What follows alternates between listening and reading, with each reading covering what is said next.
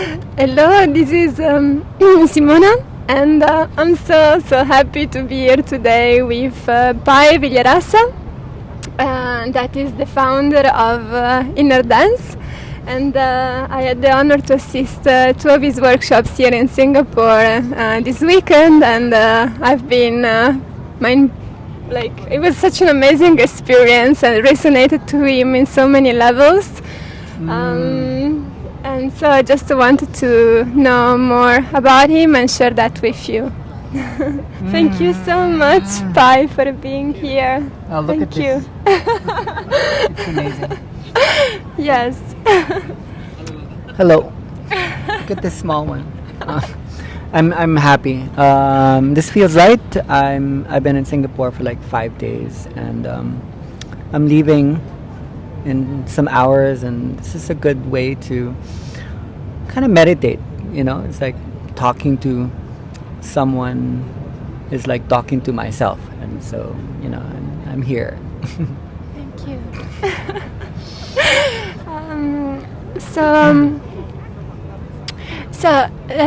Can you share what has been your journey, and how did you start to share InnerDance? And what is InnerDance for people that doesn't know? Okay, and I'm supposed to keep it short, yeah? Yes, because we don't have too much time. And we've got a workshop happening.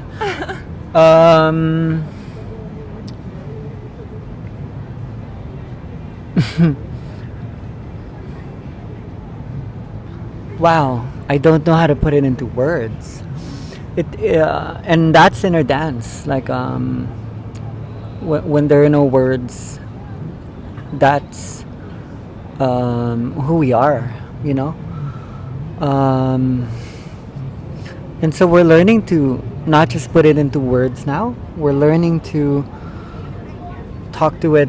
We're learning to dance with it. We're learning to walk with it, to drink with it, to eat with it. So it's an awareness. InnerDance, historically for me, I discovered it when I was not happy with the world, and I decided to step away. And I went on a journey, and the journey was long, and it meant I had to give everything up. I don't have to speak so much about that because you can always look it up. Maybe you can even provide links about it. But we're looking for the clearest affirmation that everything we need is already inside of us. And what we realize is it's not so much absorbing or taking energy in. The energy is there. It just doesn't know how to move. So InnerDance, why dance? Obviously, it's inner. We're just stuck. The energy isn't moving, and now, for one reason or another, the energy is moving.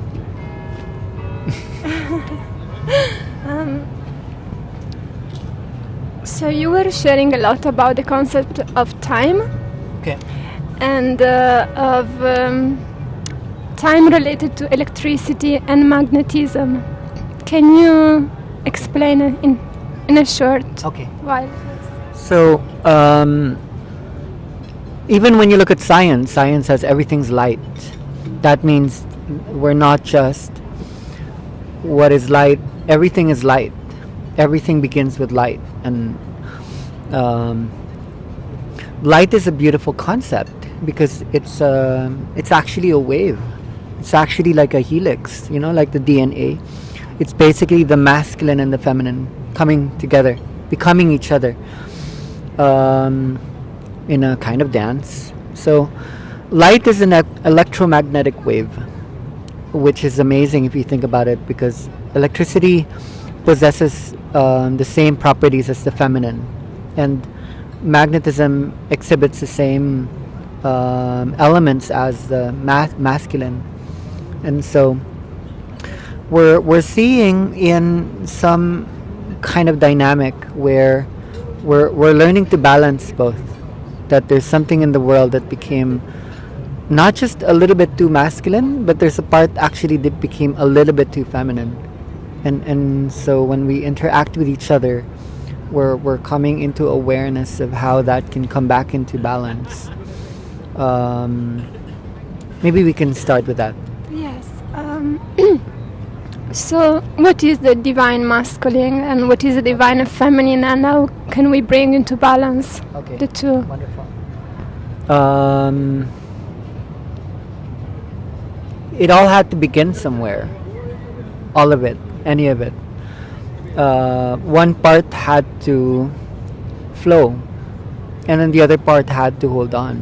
So we think it's about people, we think it's about gender, but it's about two things that had to coexist with each other in order for either to exist. One without the other would simply be nothing and everything coexisting. And so there's something in between the beginning and the end where sometimes we call it tension, sometimes we call it excitement, sometimes we call it anxiety or fear.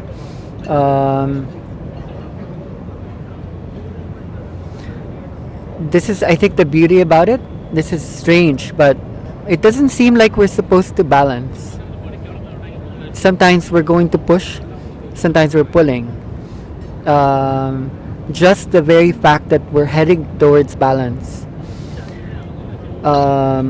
it's already worth being here, because the only way you can really be absolutely balanced is to not be here, and that might be what we call that which is before birth or that which is after death.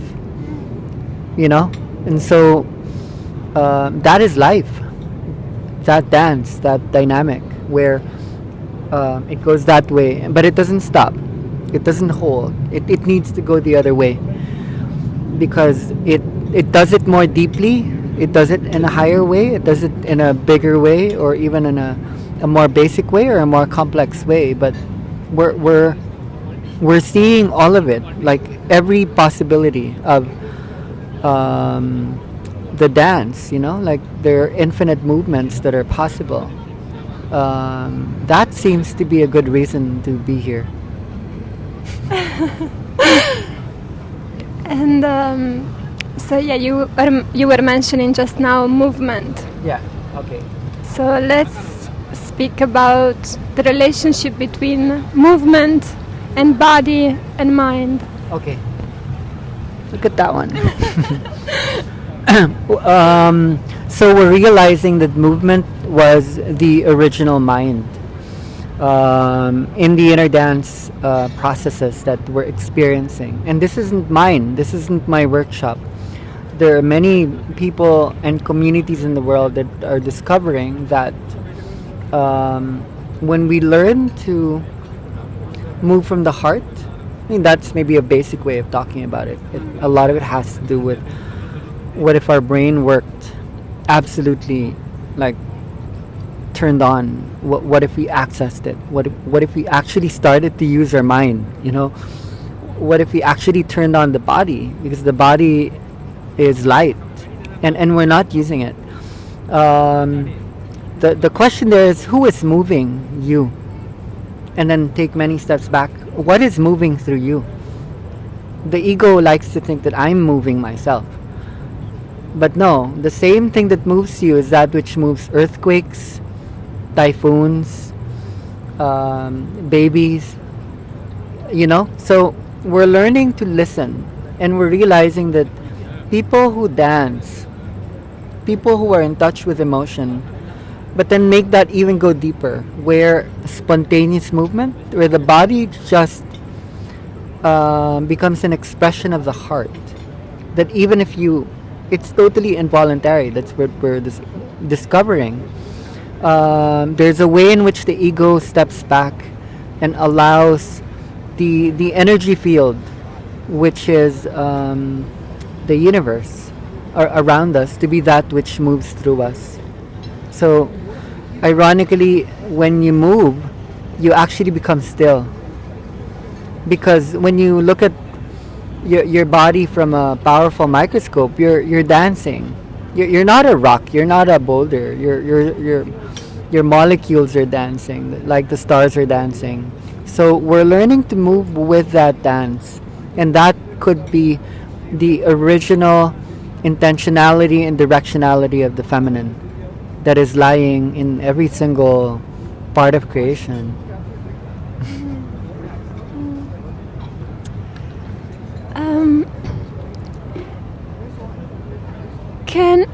Is inner dance for me was a very sensual, an intimate journey. Yeah, it is. I was reading about you. It was also called trance state. Can we say that? Yeah. What does that mean? Yeah, but what is the Okay. connection with the sensuality? Because I mean, Yeah. when you are in a higher state, or let's say orgasmic state, you also feel that transcendental trance experience. You have that. So Okay, I was just thinking about this as I was walking on the way here. How much are we holding in? Some people might call that tension. Some people might call that. It's not just fear, it's love, it's desire, it's life. And it's forever infinite and freedom, which is so big, and we're pretending that it could be boxed in. Sexuality is interesting to bring up, where a part of sexuality is like releasing that which is built up. We can connect it with the trance state later, but it's such a beautiful experience to see, like, self intimacy, like becoming intimate with the self, and then even getting attracted to the self. Like, I'm so in love with me right now because I'm so beautiful. I'm you know, and that beauty, it doesn't just. It's not just physical. It's not aesthetic. It's like, it's a beauty that's coming from I feel good, and so I love me, because that's the language. Sexuality, giving birth. You know, when sexuality is about bringing two elements together in the right conditions, you have a baby. So realizing that part of this tension that we hold in is actually what pregnancy is about. And that pregnancy is potentiality. We're giving birth to ourselves, and it's gonna be wild, because the smallest part of us and the biggest part of us, they all act in unison, and so the more energy builds up, it's almost like they all give birth together. They all, that's an orgasm. That's an orgasm, you know, which is, I guess, what some people call transformation, change. I'm giving birth to another part of me that I didn't know about. So that when you mention trance, it's really just about we're in the way. The mind is in the way. The mind keeps getting in the way. The mind's like giving orders and thinking it's driving the car. It's almost like how it works is, the ego steps back, goes into the passenger seat because it's tired. Like, I'm not driving the car. There's something driving. Oh, you're driving the car. You, who are a nameless presence. And then you get excited. Oh my God, I'm him. I'm her. I'm the absolute. And then you get in front again. I'm gonna drive the car. And then you get into an accident again, or you get tired again. So what we think is trance is more like letting something take the driver's seat. and so you're just there, like, I don't have to do anything right now. I'm supported. Everything seems to be perfect as it is. You drive, I trust you. I find words also coming in the way a lot, and especially I find it difficult to ask you a question. And to put in words what all this.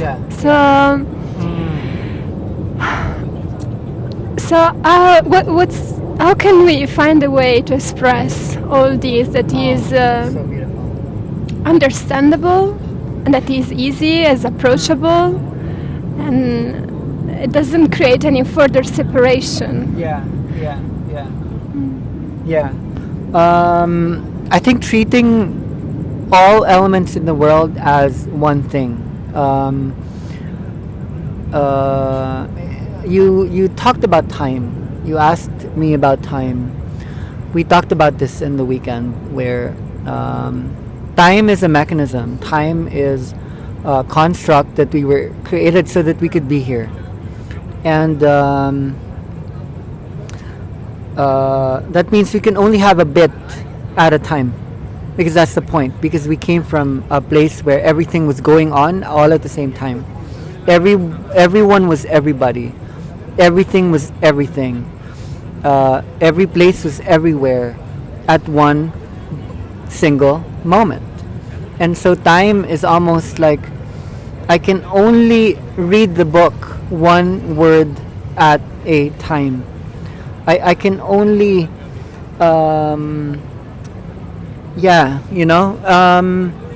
and so there's a process there where we're actually pushing away unity, because we're speaking about separation. Separation is built into time, and separation then actually also holds unity, because the magic in that situation is each word actually holds everything. And so for spiritual people like you, I see this tendency where they don't know how to say it, because they have the feeling. That means they can feel what is inside the word. They don't feel the word, they feel what's underneath the words. And so now I'm speaking. I'm not actually saying anything. It's a bunch of noises that's being made by my body. It's traveling across amidst all these other noises and lights and movements. So spirituality is about recognizing what is inside that thing, that symbol, that sign, that word, that image, that,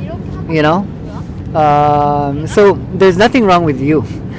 What's wrong is you live in a world where that is not how we are experiencing what is actually real right now. We created this mechanism in order for that which you are inferring to, that wordlessness, it shines.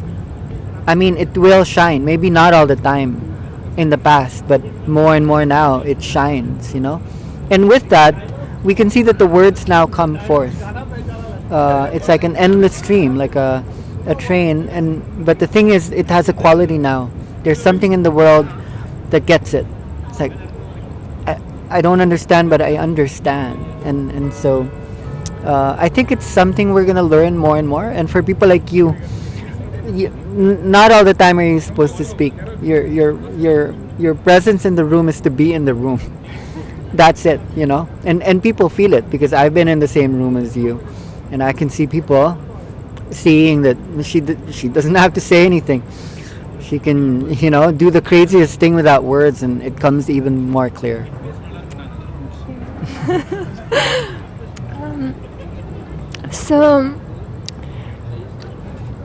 So what is reality and what is illusion? Wow, that's a big one.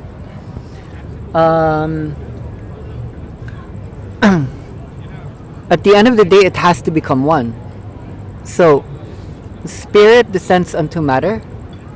Matter raises vibration unto spirit. How would that be? To come into a world where the ordinary becomes sacred, and the most sacred becomes ordinary.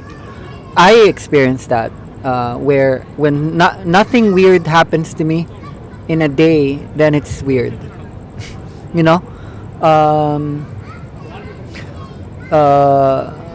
It's not something to work on, because as we progress into this complexity, right now we're in Singapore, which is such an amazing place. You can't come to an area in the world where things can't be more material or real. You know, the most millionaires in the world per capita are here, but we walk around and the conversations that we're having are more real than real, meaning it's so spiritual. All of this material energy is so spiritual. So we're being granted time, and we're being given a lot of space where the adjustments, it's almost like the dynamic between all dualities. I think, the physical needs to talk to spirit and realize, we're the same, the masculine and the feminine, light and dark. They're all talking to each other. They're realizing I can't exist without the other. And so reality is the mechanism upon what is not real can live. It's the vehicle. And without that, even what is not real cannot be real. So they go together. It's still the dance, I never thought of it that way.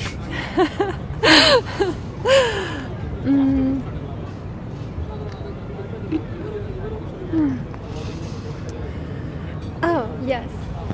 So you were mentioning the other day as well about spiritual materialism. Okay. Yeah. And the danger of spiritualism. Nice. Yeah. Can we speak? Because I think it's very important. It's important. Yes. It's very important. It's one of the most important. Well, Albert Einstein was the one who said that you can't solve a problem with the same consciousness that created the problem to begin with. We're still sensing the whole mechanism through what we can see. And the mind then likes to interpret, which is normally to compare something that happened in the past with what's happening now. So that given spiritual tools, for example, the way resonance works is there could be a feeling or like an energy inside, and it likes to resonate. It likes to use a tool or like a solution to so it doesn't matter. You could give a person like a magic wand or a knife.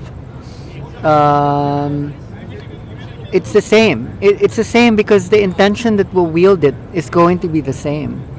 So what we're realizing is there's something at the bottom, and it's very deep. It's very foundational. It's not complex. It's very simple. It's just that we don't know how to be simple. And so spiritual materialism is about trying to solve a problem, yet the solution is hiding the energy of the problem. So that even when you solve the problem, something followed. Something was clinging to the solution, which is the vibratory statement then that even if I solved it, the fact that I had to solve a problem means I'm putting the problem there, because everything that we believe in becomes real. Thought becomes matter. And so when spirituality then becomes a solution that hides the energy of the problem, now we realize we need to invert it. It's the other way around. That means that the energy of the solution is actually in the problem to begin with. So some of the most genuine, authentic people I know, and they don't look spiritual very often, they don't solve the problem. They simply look at it and realize there was never a problem to begin with. So they take away the thing that holds it together, and without paying attention to it anymore, you don't have power over me. It goes away. It dissipates because I love you. I recognize you. I honor you, but it doesn't do anything.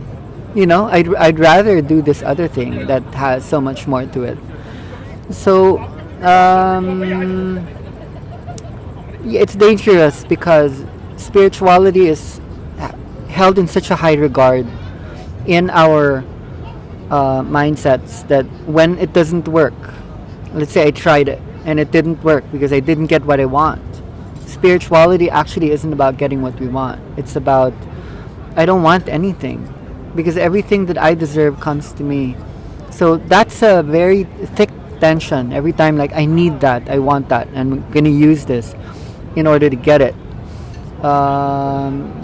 It can be quite, I'm not judgmental about it, I've gone through my own versions of it, and even when I facilitated in the past, I've gone through my own confusions around this. So it might be an essential stage, and then we go through a cleansing where we realize that it's still in the everyday, it's still in the moment, it's still maybe looking at the least spiritual person and then seeing spirit in that, Yes. Can we say it's a journey into humbleness? in many ways. You have to become humble so that which inside you is big can be nurtured and can grow. And when I say that, it's the we are, meaning I'm big, and I don't want to be small anymore, because I feel it. But the only way that can be held properly is through. It's because you're big too. It's because everyone's big. Because you feel it. It's not a good sensation that I'm bigger. I'm bigger than everyone else, and that's partly spiritual materialism as well. When we see that a lot of the energy management principles in the world that holds us is based on competition, consumption, and this thing around dialogue. When people talk to each other, it's always arguing. And so we can see so many manifestations of spiritual awakenings that are feeding that argumentation, where I was hurt when I was a child, and now I'm healing this. But even as I do that, there's something that's trying too hard, and it's still actually in argumentation with someone who was arguing back, and this person needing to defend. So they're using spirituality very often to feel better about themselves, but at the expense of others, and at the expense of the part of us that knows the truth as well. It hides it. Yes. Last question. Oh, okay. So what is true awakening? Okay. I would call it this corny, super ultra hackneyed word, oneness, where you can imagine maybe the worst possible thing. Maybe most common to people is they're in an airplane, and it's so hard to imagine that this really heavy piece of metal is about to fly. It's gonna lift off the ground. That's such a weird idea. And so we can't not be triggered. The fear of death is going to rise up. Or you're hungry, and now you're in this amazing restaurant, and you're about to have this amazing meal. So those are two paradoxical situations. When you don't know the difference between one and the other, like someone slaps you in the face or someone gives you a hug. For me, the awakening is pretty much I'm in love with both of these. So that's what the ancient people call the unitive state. And most of the time it happens to people who have been through a period of cleansing. It's what the mystics call the dark night of the soul, which is ironic, because what I just described, where it doesn't actually matter what happens outside as a circumstance, that's how children are. That's what babies work with. The unitive state. Everything is just one. I have no categories. I have no words. I have no opinion.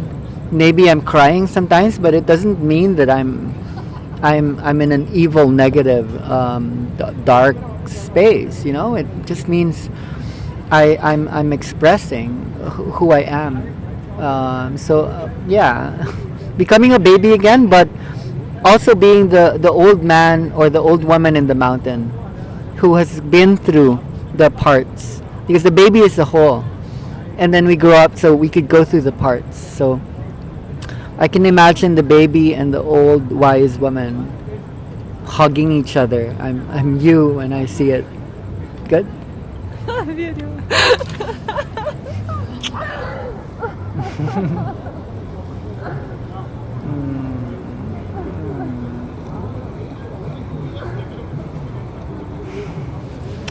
Too much. Okay, maybe. Anything else you would like to No. add? No? Okay, bye.